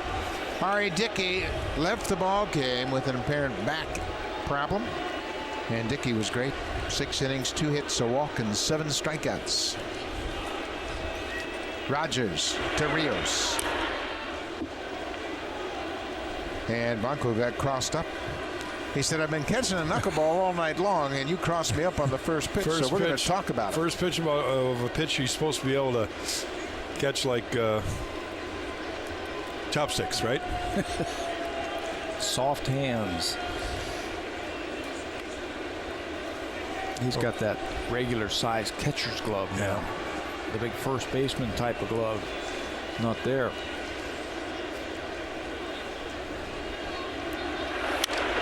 Rios got the first hit of the ball game off R.A. Dickey. It came with 2 outs in the 4th.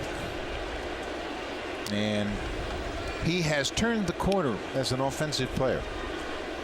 Hit 300 a year ago and has just really turned into a heck of a hitter.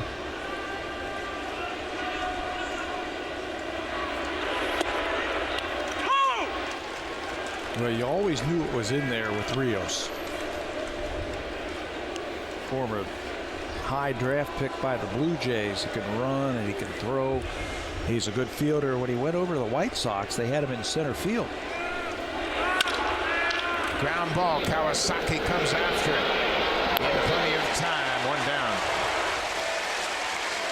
Well, we mentioned R.A. Dickey. He's in line for his 2nd consecutive win. And boy, he got off to a great start. He retired The first 11 men he faced tonight, he got into a rhythm early.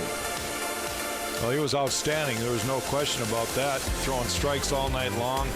Really no severe threats at all, but you could see early on that he was battling that back stiffness, and he just got to a point where on his second to last pitch, I think it just grabbed him pretty hard. In that inning where the Blue Jays scored a couple of runs, there were some errors. It was a long inning. He was down underneath. Might have tightened up on him a little bit. We watched him come back out and throw his first pitch, and you can tell that that shoulder or the upper back area was bothering him. Just the way he lobbed that first one in there.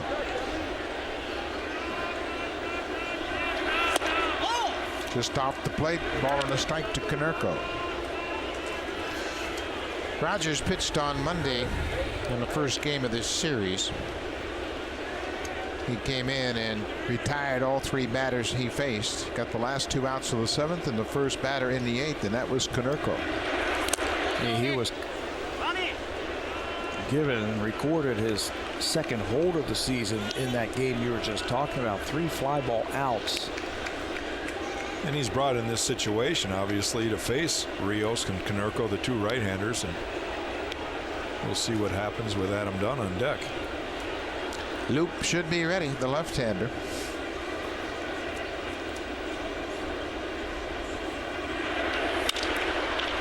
Popped up into shallow right field. Rajai Davis moving toward the line. Konerko is retired. 2 outs.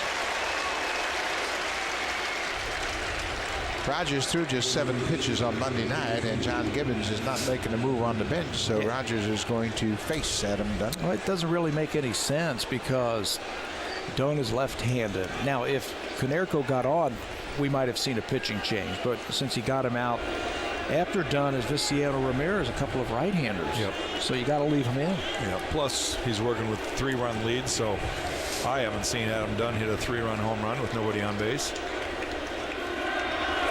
And you've seen a lot of baseball.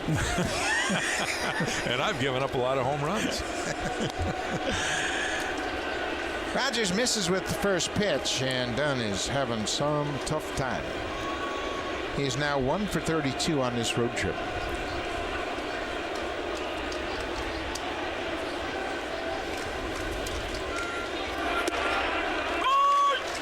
Ball on a strike. We have just received official word from the Blue Jays that R.A. Dickey was removed from the ball game with neck and back tightness, removed as a precaution.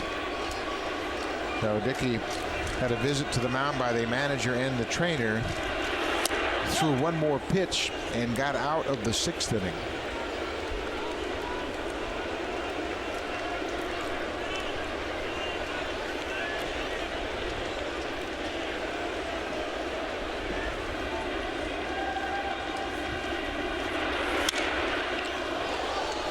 Two and two. Ismael Rogers had a couple of days off, and he's throwing hard.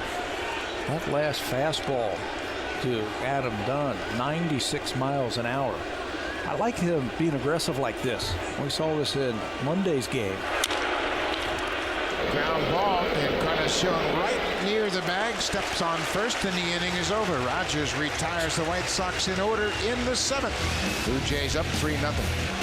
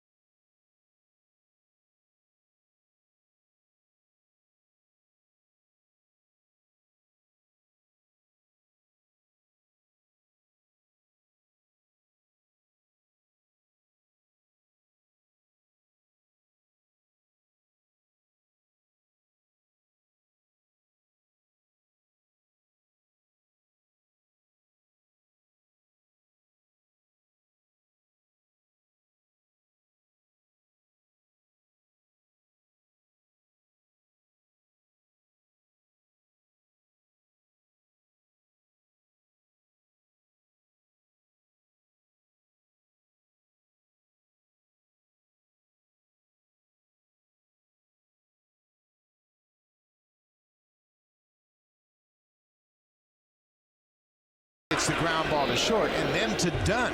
With 2 strikes, he quick pitches Dunn and gets another weak ground ball. And then after the inning was over, Manny Gonzalez walked him back to the dugout. Now, Jack, that is not illegal. I can't imagine what he's telling Rogers. Well, I hope he's telling him, hey, nice job, because there's nothing he can do. There's no base runners on. He can throw the ball as quickly as he wants. And then when Rogers comes in, he's talking to Bautista and Rivera. There's really no reason to change that. It's a very effective pitch for him. We saw Luke Hochevar doing that against the Blue Jays last year, and then in between innings, Gibbons gets an explanation from the home plate umpire. It looked as though Gonzalez said no problem. And, you know, Rogers was confused, but you're right. Hochevar did it very effectively against the Blue Jays. But whatever answer Gibbons got, he was satisfied and went back to the dugout in between innings. Historis grounds out to the third baseman, and Bonifacio shows bunt and pulls the bat back. Bonifacio's been on base twice tonight. Walked in the second and was hit by a pitch and came around to score in the 5th, and he forced Chris Sale into a 2-base error.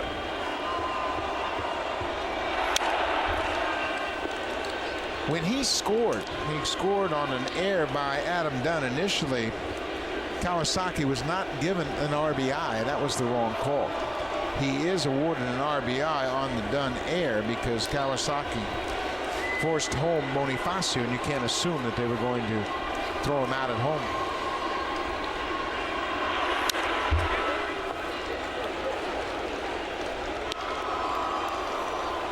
Isn't it amazing how one start and all of a sudden you look good again? And you made your point about an ace's role. Go out and win a game and turn things around. That's what Dickey did tonight. Well, more, you know, it's not so much about winning when everybody else is winning. It's about stopping that losing streak. That's what an ace can do. 1-2, 1 out. Long drive, but that's going to hook foul. Boy, he put a charge in it. You got it all. Straighten it out.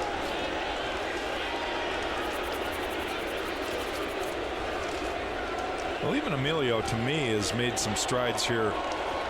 And granted, we got 2 strikes here, but he's not swinging so erratically out of the zone. He seemed to be a little more disciplined in the strike zone. He had a good at bat the other day when he knocked in what ended up being the game-winning run on a sacrifice fly with 2 strikes. He was able to serve the ball out in the deep right field, but he cut his swing down, didn't want to strike out, and ended up getting an RBI on that sac fly. Pops this one up. Keppinger, the second baseman, is there, makes the catch. 2 outs. Let's check in with Jamie Campbell. He's got an update.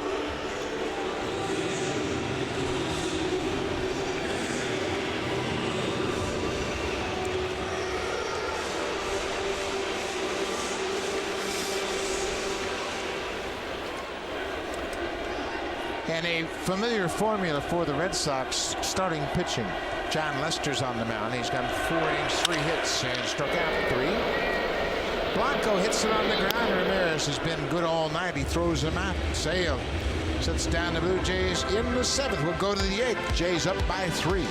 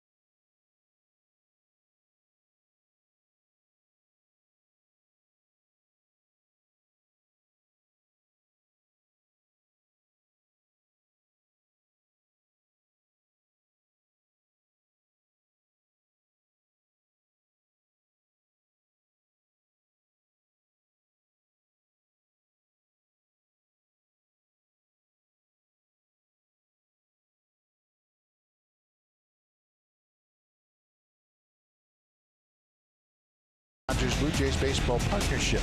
It may not be reproduced or retransmitted in any form, and the accounts and descriptions of this game may not be disseminated without the express written consent of Rogers Blue Jays Baseball Partnership. Beautiful Rogers Center. Colby Erasmus back in center field defensively. He takes over for Emilio Bonifacio, who moved the top of the 8th inning. Viciedo, Ramirez, and Gillespie, the scheduled batters for the White Sox.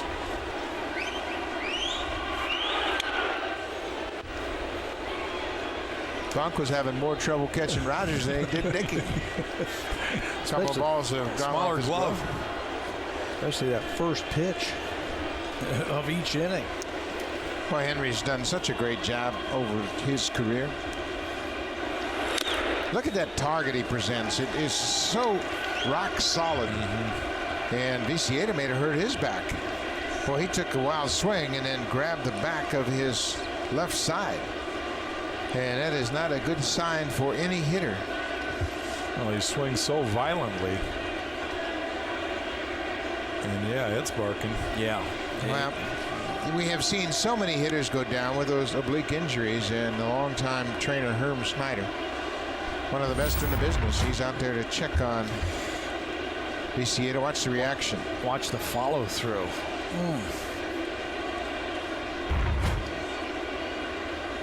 I can't imagine him continuing. There's no way.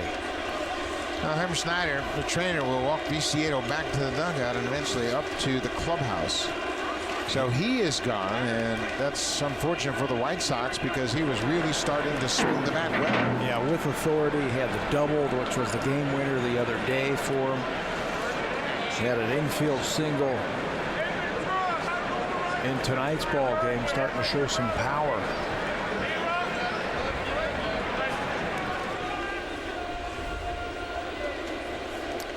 Herm Schneider in his 35th season as the White Sox head athletic trainer. He started out with the Yankees, spent 2 years in New York before he took over, and boy, has he had a great career. This is the previous at bat for Viciedo. That was against R.A. Dickey back in the 5th. He would eventually get a base hit. He was the last base runner to reach for the White Sox. That was the top of the 5th, and now he's left the game. Jordan Danks now with a 1-2 count.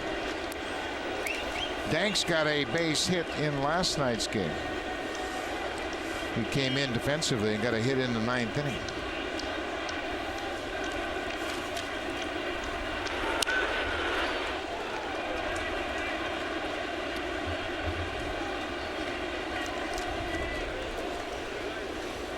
Ishmael Rogers set down the White Sox in order in the 7th, his first inning of relay. You know what he's doing in his last couple of outings here for the Blue Jays? He has really used his fastball. He has just pounded that strike zone. He shows an occasional breaking ball, like right there, but he gets ahead with the heater. He gets the strikeout of Danks, the pinch hitter. That's the first out of the 8th. There's nothing like a reliever coming in and throwing 95 or 96 miles an hour. And throwing strikes and challenging hitters. And challenging hitters in the later parts. A little bit of a quick pitch, but that time he throws the breaking ball. Picks up the slider. Well, the difference tonight for the pitchers of the Blue Jays, Dickey and now Rogers, is Dickey threw so many strikes, the White Sox started to swing. Exactly. And now the borderline pitches are things they have chased. That pitch was off the plate, but Ramirez goes after it. Off the end of the bat, foul. I tell you, there's nothing like first pitch strikes. And all you really have to do is look at the scoreboard and the innings. You realize that when you're trailing, guys are going to have to protect that plate a little bit and, you know, try to catch up.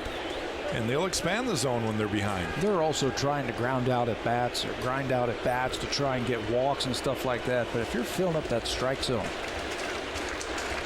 with pitches.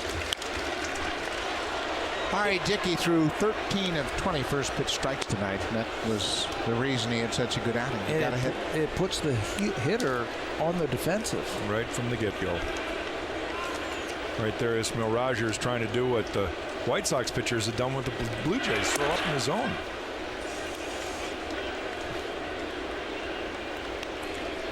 Rogers was acquired from Cleveland.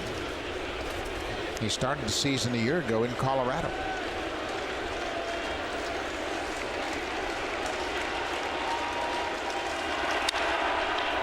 That's a foul ball just outside the bag. Ramirez thought it was fair. He went all the way down the first. Now he's looking in the dugout to say, hey, somebody's got to help me argue that point. Well, let's see if it's tough to argue it. Breaking ball, he hooks it. Looks pretty fair to me. That looks fair to me. Wait a minute, wait, to me it looks foul because that's what the umpire said. You're a pitcher.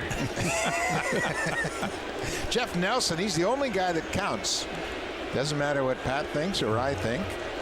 Jeff Nelson thought it was foul. 1-2, 1 out. There's a little looper that'll get down for a base hit.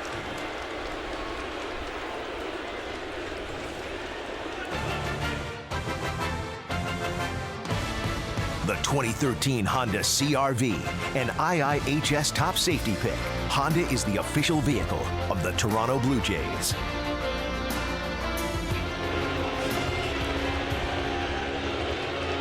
Ismael Rogers gives out a one-out base hit here in the 8th, and he'll turn things over to the left-hander, Aaron Loup. Gibbons takes the ball and hands off to Loup.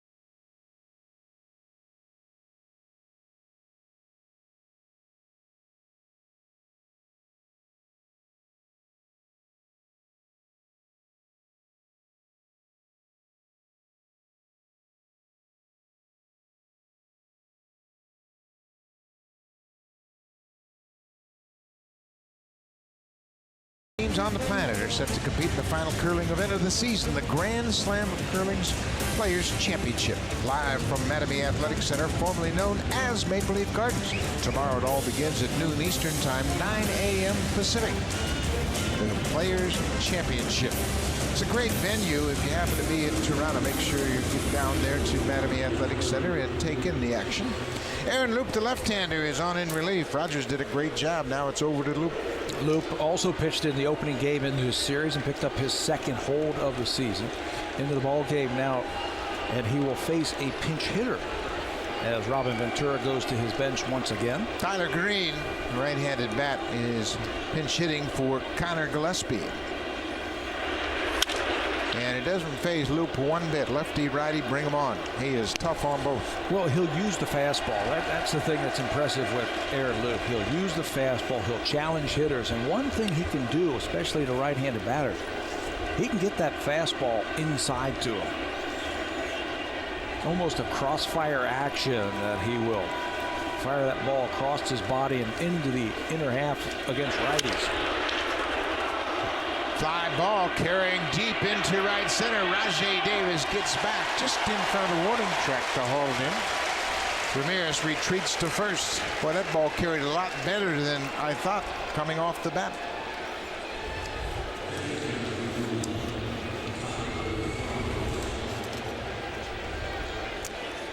So the catcher, Tyler Flowers, he's gone 0 for 2 tonight with a strikeout.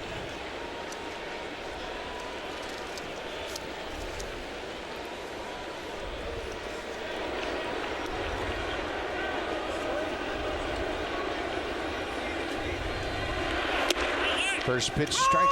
The theme continues. Yeah, it's a good idea, too, to throw that backdoor breaking ball right there. Flowers, he's an aggressive swinger. Likes to swing at that first pitch fastball. He's got 15 career home runs, and 4 of them have come against the Blue Jays. Luke pounds that strike zone. Right-handed hitters with that fly out by Tyler Green are now 4 for 20 against Luke.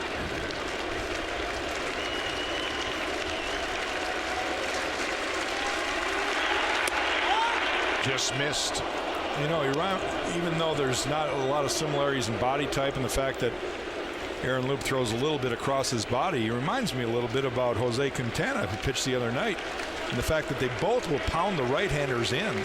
Quintana does it with a cutter.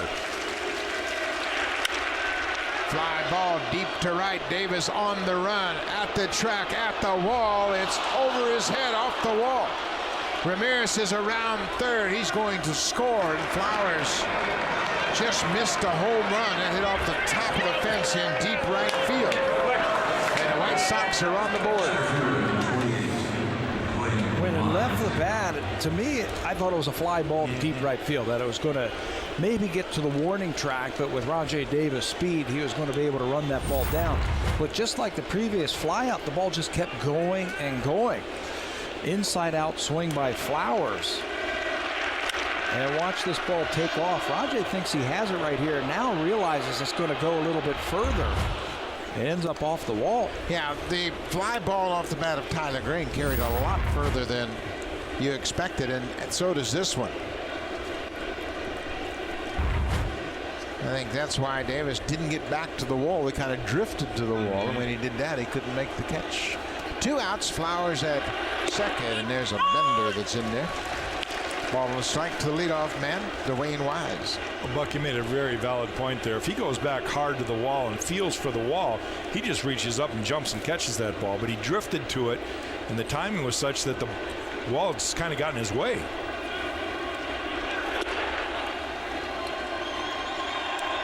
Looks pretty good on pitch tracks. Loop didn't get the call. 2-1. That's the most pivotal pitch in an at-bat, the 1-1 pitch. Because now it's a hitter count. Mike Scioscia always says that's the most important thing a catcher can do is catch the 1-1 pitch and make it a strike.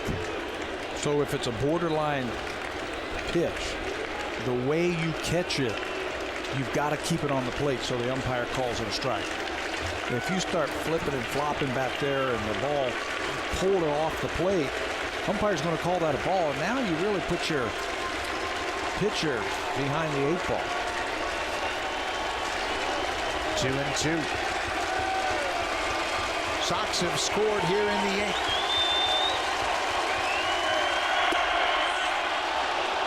You can't catch it any better than that. As you can see, it was just off the plate outside. Full count. And that fastball surprised Wade Wise. It locked him up. It was just a couple of inches over. He would have had the strikeout. Breaks his back. Got in his kitchen. And right now, Loop's got him set up for that 3-2 breaking ball, but you just wonder if you throw it in this situation. Yeah, you know, a lot of the great pitchers throw that 3-2 pitch and just off the corner. Hitter doesn't bite on it, and the good ones come right back with the exact same spot. And so many times the umpire will ring them up. Let's get a second look at it. Full count, little tapper, Loop off the mound quickly. Wise can run, but not that fast. Good play by Loop. The Sox are on the board. It's a 3-1 Jays lead. We'll go to the bottom of the 8th. Now it's time for Blue Jays Central Update. Here's Jamie Campbell and Greg Zahn in the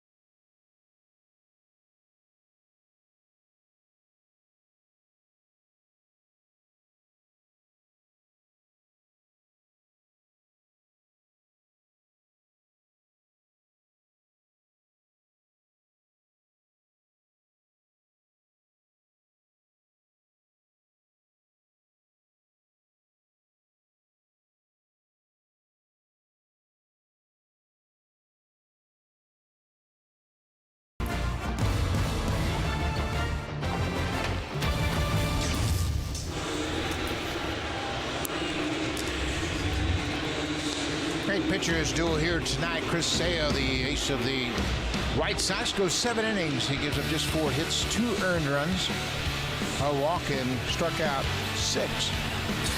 He leaves the ball game trailing 3-1, and he's in line for the loss.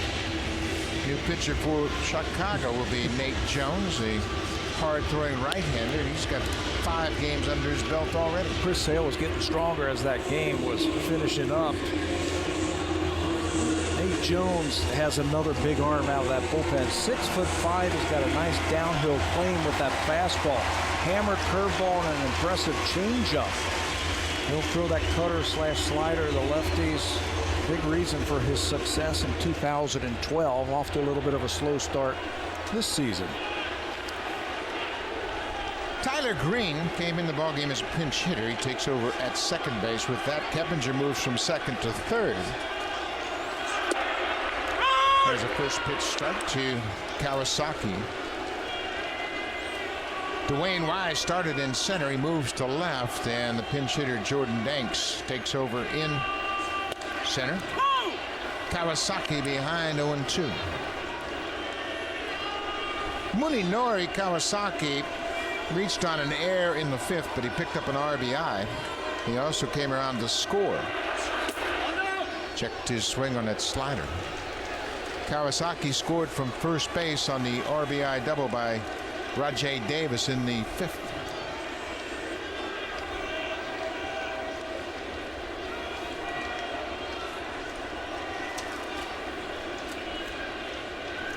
One ball, 2 strikes. Look out. That ball was ripped into the seats. Hope everybody is safe.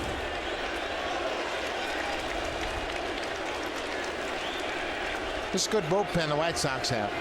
Anchored by Addison Reed, the closer, but they've got some power arms in their pen, and they've got a couple of real good-looking young lefties.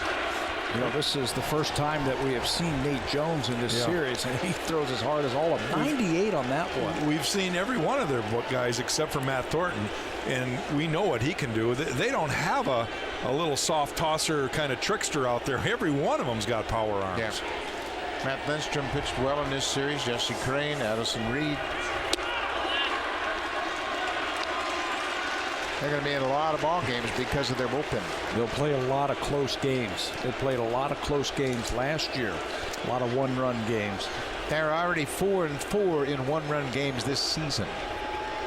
They've played 8 one-run games out of 15. Kawasaki serves it into left. Wise makes the catch. 1 out. Now it's time for the drive of the game, brought to you by the 2013 Honda CR-V, an IIHS top safety pick. Honda is the official vehicle of the Toronto Blue Jays. Rajay Davis had a multi-hit game in last night's game, and this is going to be his 2nd hit tonight. He pitched this ball up the gap in the left center field. This was back in the 5th inning. It will drive in Kawasaki all the way from first base. Rajay Davis heating up just a little bit against the White Sox. That's 4 hits this series. Now, it just goes to show you how quickly you can turn your batting average around. Rajay Davis with 2 hits has raised his average 40 points.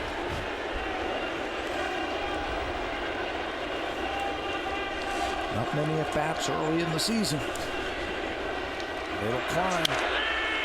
Boy, that's a good fastball. A short arm stroke, and that ball really gets on you quickly. Yeah, he gets his arm up in that cock position quickly. He doesn't really drop down by his knee. He just pulls it from his waist right up to his cock position, but he really explodes from that point. 98-mile-an-hour fastball. Tyler Green behind second, just in time to get Davis. Casey Jansen is loosening up. Casey is 4 for 4 in saves this season.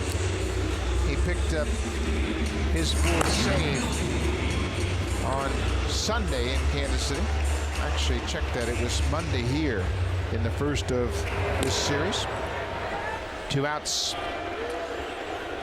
Melky Cabrera's got 0 for 3 tonight. Blue Jays have only 4 hits.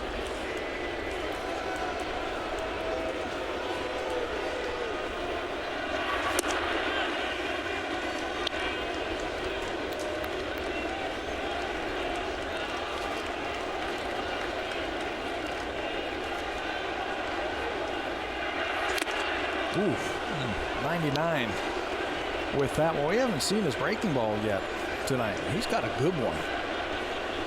Little hammer for a strikeout.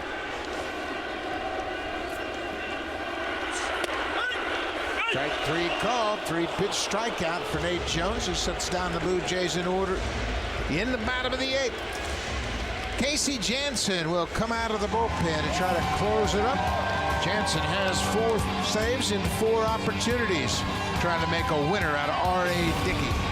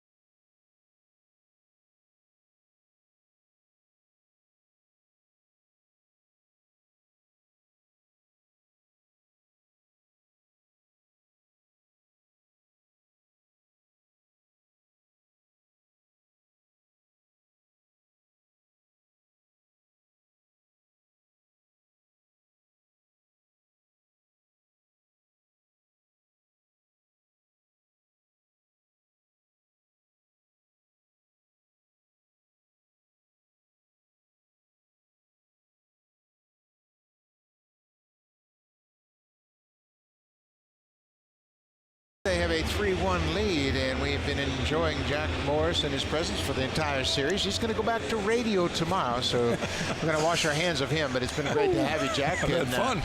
We'll look forward to the next time. It'll happen when? Early May? Early May, yeah. We'll be back. Get a few more wins. See how much easier TV is than radio? I better not say anything, Jerry.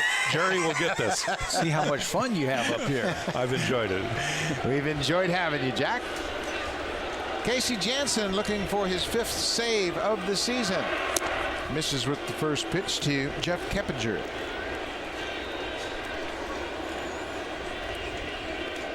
Casey has been outstanding. You mentioned the 4 for 4 in the save opportunities. He has done it with a good fastball, good placement. Now he's not throwing as hard as he did last year. Still trying to build up some arm strength from some off-season surgery, but he has been painting when he is out there. There he finds the strike zone. We mentioned Janssen looking for his 5th save. Jim Johnson of the Orioles leads the American League with 6. Addison Reed of the White Sox has 5. Tom Wilhelmsen of the Mariners has 5, as does Joe Nathan.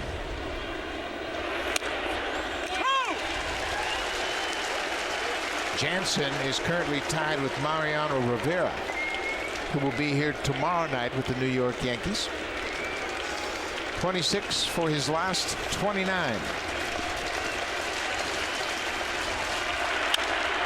Lined right to the first baseman, 1 down.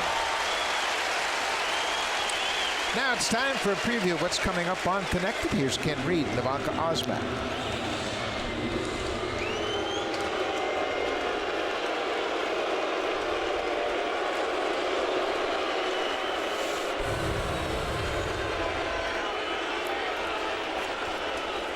One out.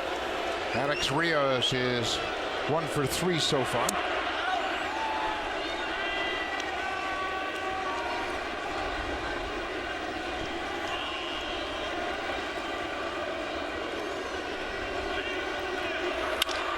Rios drives it to center. Rasmus glides over and makes the catch. Colby came in defensively and records the 2nd out of the inning.